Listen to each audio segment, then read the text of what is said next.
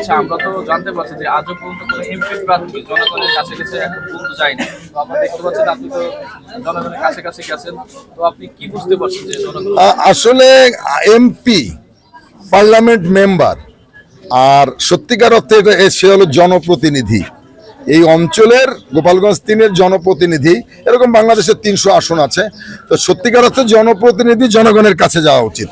দীর্ঘদিন এই অঞ্চলে রাজনীতিতে প্র্যাকটিস নেই, নেতারা আসেন না, নেতারা ঢাকায় বসে থাকেন, মানুষ ভোট দেয়, এমপি হয়ে যায়, তারপরে তাদের কাছে আবার জনগণ দৌড়ায় তাদের পিছে পিছে, আবার তাদের পাইক পেয়াদারা বলে স্যারের কাছে এখন সময় নাই, পরে আসবেন দেখা করতে। এটা মানুষের প্রাপ্য না। মানুষের মূল্যায়ন করতে হবে, মানুষের ভোটের মর্যাদা দিতে হবে, মানুষকে সম্মান করতে হবে। একজন সাধারণ মানুষ হচ্ছে রাষ্ট্রের মালিক।